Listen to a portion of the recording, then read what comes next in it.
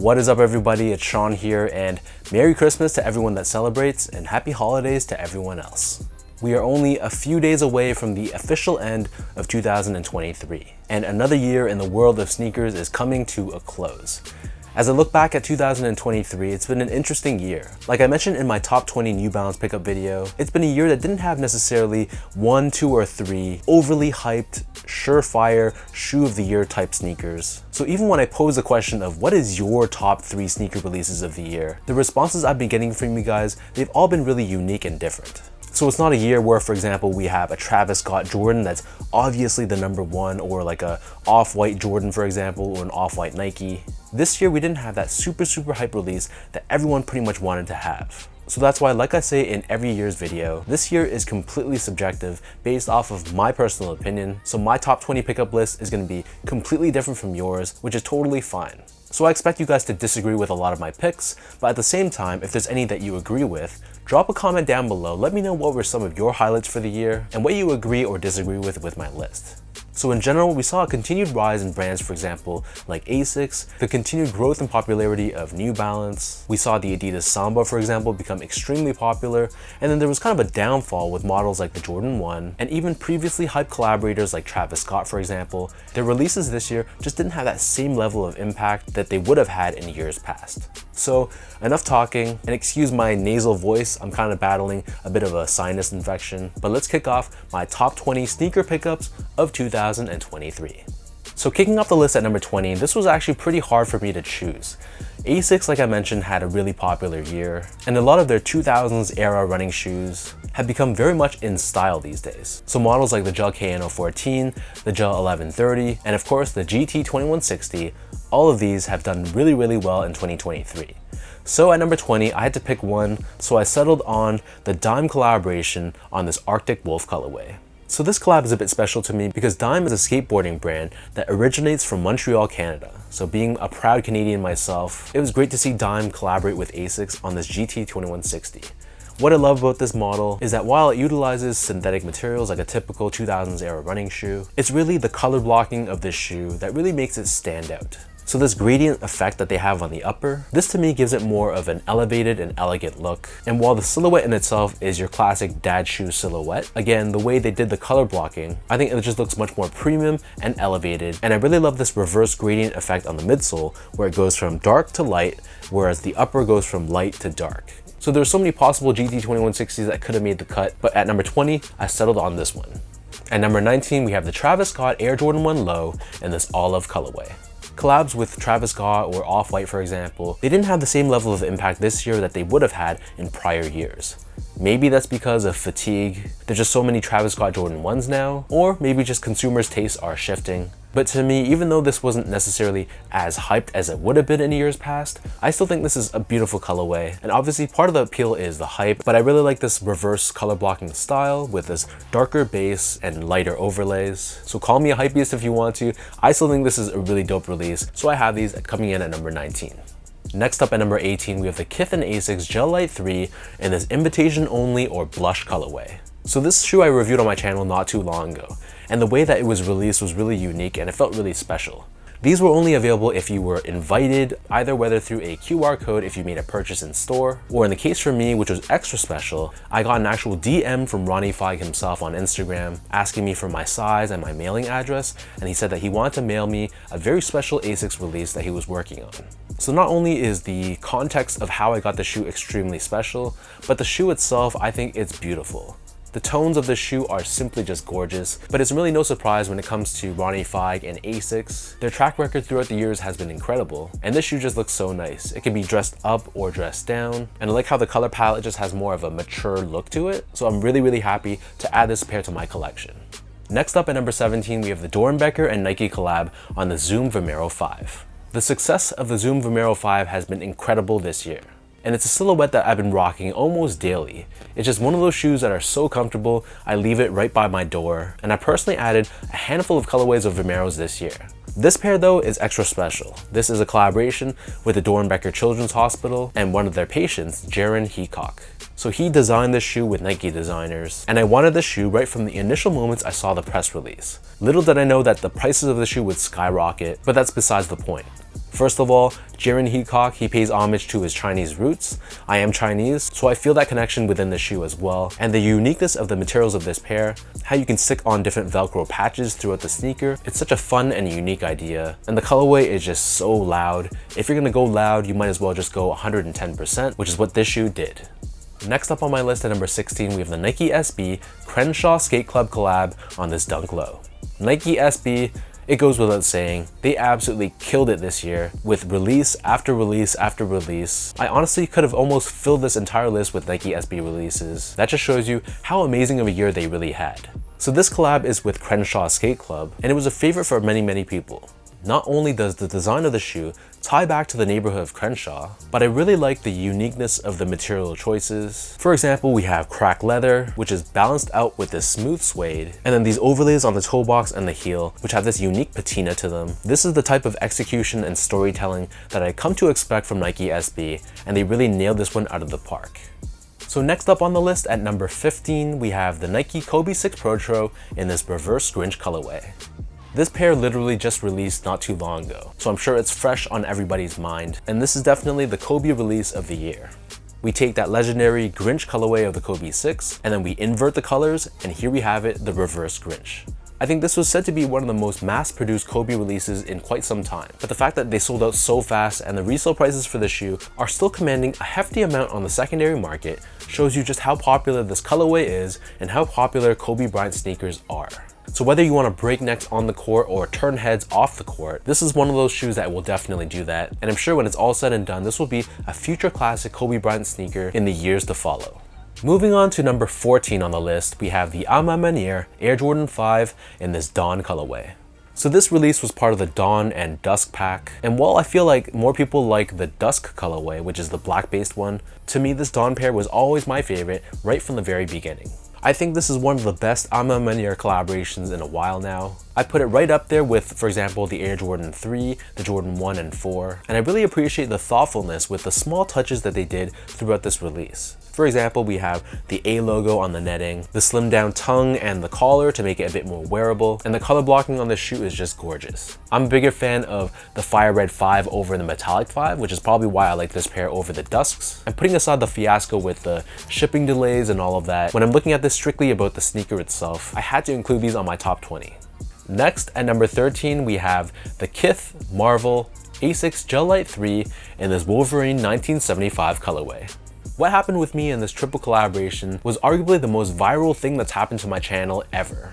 So if you guys aren't familiar with this release, they were sold in blind boxes. So you'd buy the box, but you didn't know which of the character designs you were gonna get. So in that epic video, I opened up 3 boxes and I revealed 3 exact pairs of the 1980 Wolverine colorway, which to me was the worst colorway of the entire pack. Long story short, I managed to trade away those pairs, and eventually I got my hands on this one, which was by far the most limited of all the colorways, this one representing the 1975 Wolverine costume.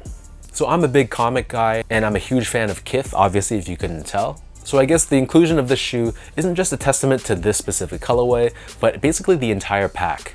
Ronnie Feig, he did it again. It was such a creative idea releasing them in a blind box, even though it kind of screwed me, but that was kind of part of the fun. Being able to trade my pairs away to obtain the rest that I wanted. It was kind of a unique experience, something you don't really see too often with other sneakers these days.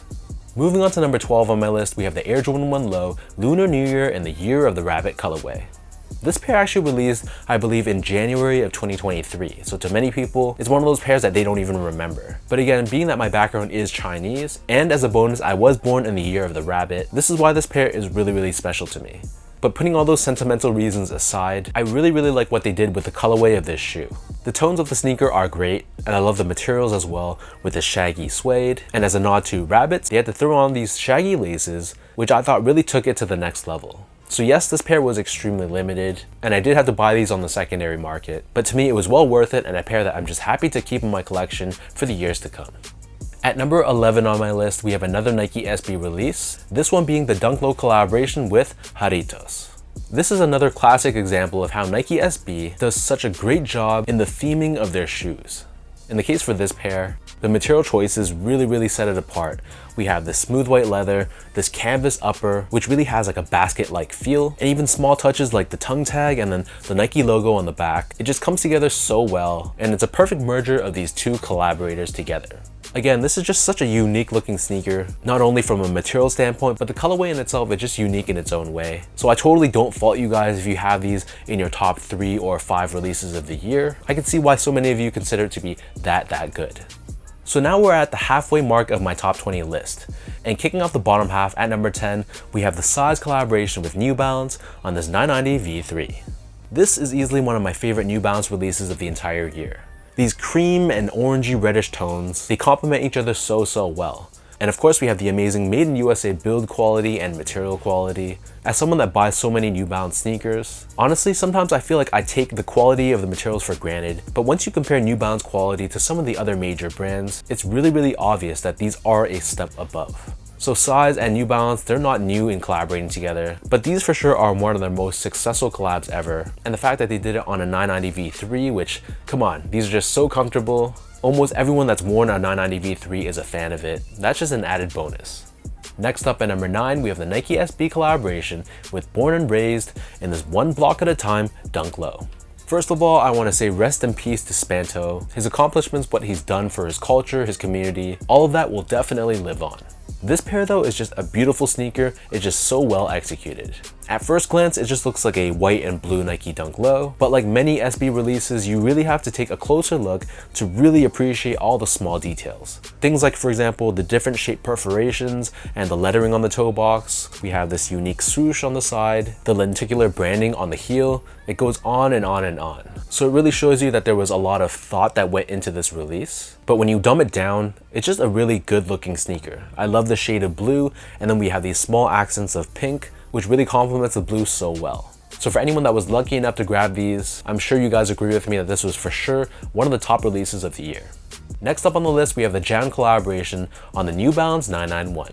So some people, this could be a lazy collaboration. What I see though, is just Jam being really successful in their minimalistic design style. If you put all the Jam New Balance collabs all in a row, they kind of have this unique, understated design style, which is exactly what this 991 is. We have the classic grayish beige color on the upper, and of course things like this blacked out New Balance end logo. So this pair isn't really about plastering Jam branding all over. It's really letting the colorway be the star of the show, and appreciation for the 991 silhouette in itself. So obviously part of the reason behind the success of Jam collabs is of course that they're limited and it is a Jam collab. And I'd be lying to you guys if I said that wasn't part of the appeal for me. But at the end of the day, this is a sneaker that looks great on foot. It can go with so many different outfits, which is why these are definitely one of the top New Balance releases of 2023.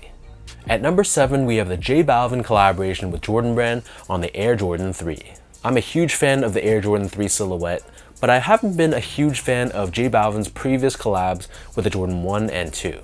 These threes though, for sure, is his best work yet. It's a great example of how he balanced neutral tones with bold, eye-catching colors, and it's balanced so well on the sneaker. We have these beautiful cream and off-white tones on the front half of the sneaker, and he adds just enough pop with the sunset-looking gradient on the heel and on the midsole, which allows this to be a shoe that's extremely wearable, but the unique color blocking on the back half of the shoe definitely gives it an added character and unique look. And the materials of this shoe I thought were great as well, so it's a bit of a shame that these weren't more readily available. They were pretty limited and difficult to obtain, but once I added these to my collection and saw them in real life, let's just say it was pretty much love at first sight. Moving on to number 6 on my list, we have the New Balance collab with Action Bronson on the 990 V6 in the Baklava colorway. This was my favorite of the two Action Bronson 990 V6 collabs that released this year. And while I feel like the Lapis Lazuli might have been more popular among the masses, to me this Baklava colorway was always my favorite of the two. It's another example of how if you're gonna go crazy with the colors, just go completely all out, which is what he did with this design. I honestly can't remember a shoe with color blocking that's so random. We have these neon uppers with these olive overlays and 2 tones of blue. It's just such a weird mix, but somehow when you see it in person, it really grows on you. So like I admitted in my New Balance video, when I first saw the product images of this shoe, I wasn't completely a fan. But as a cliche as it sounds, over time, the more I saw them and eventually got to wear them, they really grew on me to the point where it's definitely one of my favorite releases of the year. And everyone just needs one of those shoes in your collection if you just want to be super wild and loud. And this pair I feel like is a classic example of that. So now we're at the top 5 sneaker releases of 2023. And on my list at number 5, we have the Kith collaboration with Adidas and Clarks on the 8th Street Samba in this chalk white colorway. So I know Kith released 2 new colorways on Christmas Day of this silhouette, but this pair was from the original run earlier this year. And even though I wouldn't say that I'm the biggest Adidas Samba fan out there, this is one of those Frankenstein mashups that really improves the look of the shoe, and it improves the comfort of the sneaker as well. So by combining the upper of the Adidas Samba with Clark's signature crepe sole and added Kith touches sprinkled throughout, the end result I have to say is an extremely successful silhouette. The materials on the shoe are top notch. The comfort of the shoe because of the midsole, it's so much better than a normal Adidas Samba, and this specific colorway I think is the best of the bunch. This has a classic mixture of preppiness with street style. So yeah, I gotta give thanks to Ronnie Fag for offering the pre-order for this OG run. Otherwise there would have been a really slim chance for me to add this original pair to my collection. Moving down on my list at number 4, we have another Kith collaboration, this one with New Balance on the 993. So this released alongside Kith's spring collection, and I have to say this was an extremely limited release, but it's one that kind of went under the radar as the rest of the year went on. But like I said in my top New Balance pickup video, this was my favorite New Balance release of the entire year. There's just something about the colorway of this shoe, it just speaks to me. The mix of the creams, the green tones, the grays and the whites. It's just so balanced and it works so well together. There's actually no Kith branding on this shoe, it's more of a Kith exclusive colorway. But the neutral tones on this shoe allows it to be worn with a lot of different outfits. And the 993 in my opinion is one of the most comfortable New Balance silhouettes that they offer. So we have comfort, good quality with this being made in USA, and a fire colorway. There's not much more that you can ask for when it comes to a release. So now we're at my top 3 sneaker releases of the year, and I'll be honest with you guys, any of these 3, they could have been rearranged in any order. That just shows you how close of a race this really was. But I had to make a decision, so I'm just gonna put it out there. At number 3, coming in with the bronze medal, we have the Air Jordan 3 reimagined in this white cement colorway. The White Cement 3, I've said this before in podcasts and past videos, but it's my all-time favorite sneaker release ever. If there's only one sneaker that I could wear for the rest of my life, it would be this. And the only reason why I didn't have this as number 1 or 2 is because I still have a few pairs of the last release in 2013 in my collection. So it's not like I was starving for a White Cement 3 release, but every time a White Cement 3 releases, you can bet that I'm gonna add multiple pairs to my collection, which is what I did for this year's release. So these reimagined 3s, it's not your classic clean white cement 3s because they added these vintage touches on the midsole and the back tab. And while they could have done more when it comes to an execution standpoint to make it more of a reimagined release, at the end of the day, the end product that we got was very well done by Jordan Brand. We have great quality materials and improved shape of the silhouette, and this pair was pretty accessible, so most people that wanted to get a pair, I feel like they were able to get them if they put in a little bit of effort. So like I said, this could have been my number 1 or number 2 pick, but I'll let you guys decide when my video is done whether you feel like these should have been ranked over my top 2. So at number 2 on my list, the runner-up for the sneaker of the year, it goes to the Nike SB Dunk Low Yuto Horigome. These were definitely my favorite Nike SB Dunk release of the entire year. At first glance, there's really nothing too special about it, but that's really what I loved about this pair. The color blocking on the shoe is just really well done, and it's a shoe that you can really wear really often. When you look back at iconic Nike SB releases, it kind of comes in 2 camps. We have the overly loud themed releases, for example like the Tiffany Dunk, Heineken's, What the Dunks, but at the same time there's other classics that aren't necessarily over the top, they're just a nice looking sneaker. So those are pairs that I've kind of gravitated to a lot over the years, for example like the Purple Pigeons, the Takashi 2s, and I think these Yutos fit right in with that second group. So people were saying the materials on this pair were kind of a mixed bag. I honestly thought the materials on my pair were pretty solid, and I love how the white and grays are complemented with the browns and the pinks. It's again just a shoe that looks so good with such beautiful color blocking and color choices, which is why so many people were big fans of this specific release. So now we're at number 1. Again, 2023 has been an incredible year for sneakers, one that didn't necessarily have the same level of highs as years past, but the scope and the range of the sneaker releases, I'd say were much larger compared to years past. So, as cliche as it may sound, my number 1 sneaker pickup of the year goes to the Nike SB Air Jordan 4 in this pine green colorway. This is the very first time that Nike SB and Jordan Brand has collaborated together on the Air Jordan 4 silhouette. And the changes that they adopted on this Jordan 4 really improved the overall fit, comfort, and the look of the sneaker too. Jordan 4s to me are notoriously uncomfortable, and they're known for being extremely narrow and uncomfortable for wide footers like myself. But with this Nike SB rendition of the Jordan 4, they just felt so much more comfortable. It felt nice and spacious in the toe box, and the overall shape of the shoe was improved as well. And the color choices on this shoe I thought were really nice, with the green accents and of course the gum rubber on the outsole. This is really the best of both worlds, combining Nike skateboard tech with the history and legacy of Jordan brand. So for all those reasons, this is definitely my favorite sneaker pickup of 2023. So let me know in the comment section down below as usual, what do you guys think about my list? What do you agree with? What do you disagree with? And list down below some of your favorite sneaker pickups of the year. Like I said before, there were so many incredible releases and I only had space for 20, so I had to leave off a lot of incredible releases. Honorable mention goes out to, for example, the Saucony J-Tips collaborations, some of the other incredible ASICS collabs, for example, with HAL Studios and Kith, other hyped releases that I had to leave off, for example, like the Tiffany Air Force Ones. So again, drop your comments down below and let's talk about it. And as usual, if you guys enjoyed this video, be sure to like, comment, and subscribe to my channel if you haven't yet. You can follow me on my social media on Instagram at esco8, follow me on X or Twitter at sean.go spelt out, and visit my website as well at seango.ca. Again, I want to give you guys a huge thank you for all the continued support this year. It's been a bit of a change adapting to being a father while maintaining a full-time job and keeping this channel going. But honestly, every word or comment of support, whenever you guys say thank you for the videos, it really helps me, things like that, that really makes me feel special, and it really feels like my work has a positive impact on you guys. So let's keep those vibes going for 2024. I'm sure it's going to be another incredible year for sneakers. So until next time, thank you for the love and support, and I'll catch you guys all in my next video.